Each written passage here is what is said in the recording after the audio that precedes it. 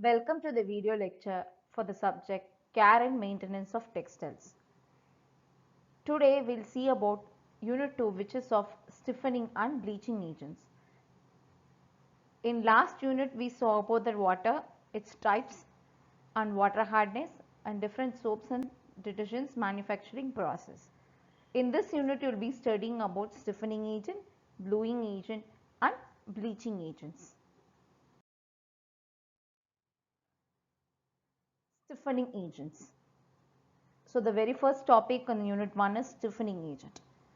Stiffening agents are the materials that are used on fabric to give them stiffness or crispness. A certain amount of stiffness in the washed clothes gives them a smooth glossy surface which is resistant to dust and dirt. The stiffness, however, must not impair the pliability of the garment too much. Some examples of stiffening agent are Revive, which is the commercial starch which is available in the markets. Purposes of stiffening. Now we'll see about the reasons for using stiffening agents onto the fabric. A certain amount of crispness in apparel and household linen gives them a fresh look. This crisp appearance is obtained by using stiffeners. In common language, we tend to use the term called as starching even though the stiffening agents may not be a starch. The reasons for stiffening are to impart crispness to the fabrics, which gives you a neat appearance. It helps to keep the clothes clean for a longer period of time by holding down the surface fibers which catch dust and dirt. To facilitate stain and soil removal. These stain and dirt remain on the surface and do not penetrate into the fabric, which is easy to remove at the time of washing.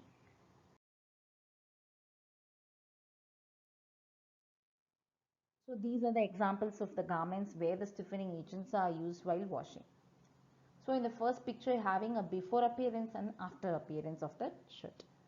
So here this shirt is washed using a stiffening agent and we are getting a neat appearance to the shirt. Suppose if the stiffening agent is not used while washing, the first picture where the before is shown, you will have wrinkles onto your fabrics. It doesn't give you a neat appearance and it is also very difficult while doing ironing to remove these wrinkles. The second picture gives you three shirts where all the three shirts look gives you a neat appearance because the stiffening agent is used while washing. So the basic reasons for using these stiffening agents onto my fabrics, onto your garments is it gives you neat and crisp appearance to your fabric. So all these protruding fibers are hold down together and the dust and dirt particles from the atmosphere will not be catched by these protruding fibers. The third one is the stain or the dust whatever you accidentally got onto your fabrics will not get penetrated while using these stiffening agents.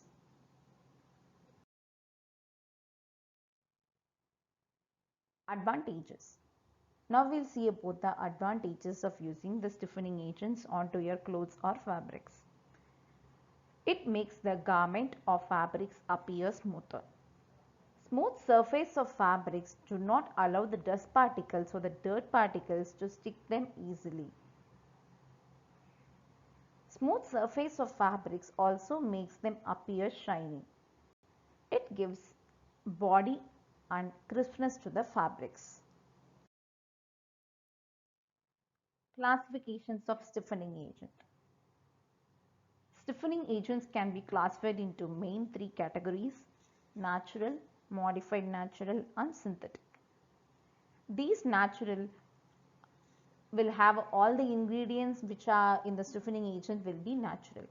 Whether if it is a modified natural means it will be half natural and half chemical. If it is synthetic means it is fully chemical. So under natural you are having three subcategories. One is starch, one is gum, one is glues. For starch you are having different types of starches like maize or corn, wheat, rice, potato, tapioca, arrowroot. If it is gums, means you are having Arabic, Tagargand, Karaya, etc. If it is glues, means we are having gelatin, albumin and casein. So under modified natural, we are having 4 different categories: soluble starches, cellulose derivatives, gums and glues. For cellulose starches, you can give the examples as pre-gelatinized, acid modified, dextrin, oxidized and chlorinated. If it is cellulose derivatives, means carboxymethyl cellulose, cellulose caprylate. If it is gums, means you are having maprogum and indelga. If it is glues, means you are having soya bean. So under synthetic, you are having 2 subcategories. One is vinyl and the other one is acrylic. Under vinyl, you can give the examples as polyvinyl alcohols and polyvinyl ethers. Under acrylic, you are having polyacrylic acid and its derivatives. Starch. It is a well-known stiffening agent used in laundry work for cotton and linen fabrics. It is a carbohydrate and is insoluble in cold and hot water.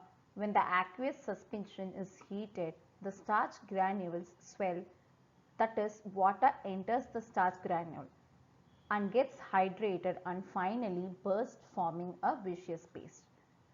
This stage is reached when the aqueous opaque starch suspension forms a clear translucent gel. Types of starch.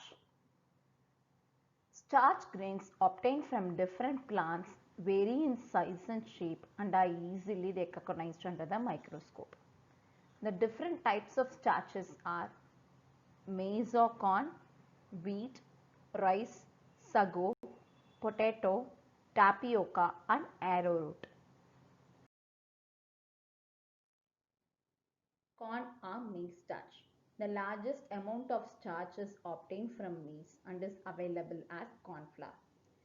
Corn starch is manufactured by soaking corn in warm water to which the sulfur dioxide is added and is allowed to stand for 2 days.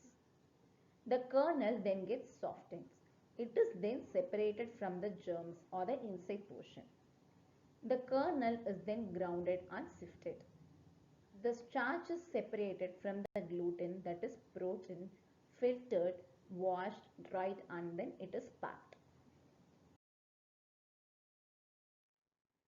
Rice starch. These starch grains are the smallest and makes a viscous solution which is suitable for stiffening the fabrics. It gives sufficient stiffness with pliability. This starch is suitable for cold water starching as the size of the grains is small enough to affect an easy penetration into the fabric. These are prepared by soaking the grain in alkaline chemical which dissolves the gluten, leaving the starch.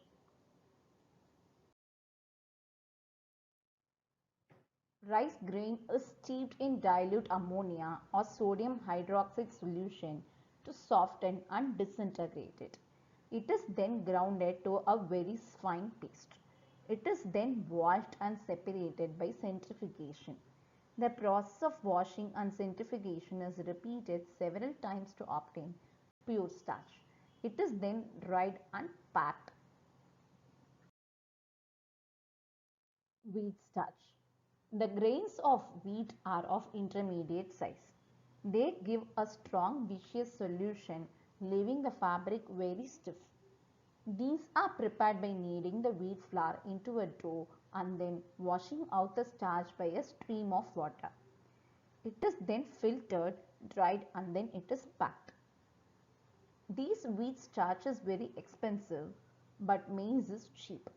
Maybe these wheat starches can be used after blending with other starches like maize, rice, etc.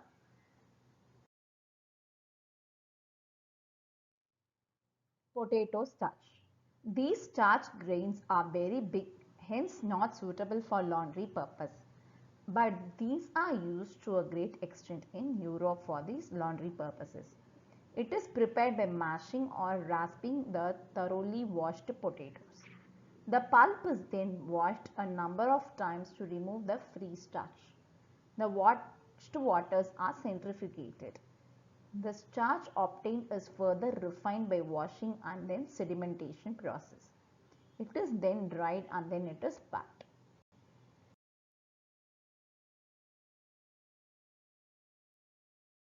Tapioca starch. Tapioca is obtained from the roots of cassava plant. The roots are dried, sliced and crushed to a pulp with water. The mash is washed with several changes of water and then evaporated to dryness. This starch is in the form of irregularly shaped lumps produced by breaking the solid white mass, which is left after evaporating. Colored and commercial starches. Colored starches. Some starches are tinted to give shades of green, green and blue, so it can be used for colored cloths. Commercial starches. Various brand of commercial starches are available in the market. These are usually prepared by blending two or three different kinds of starches.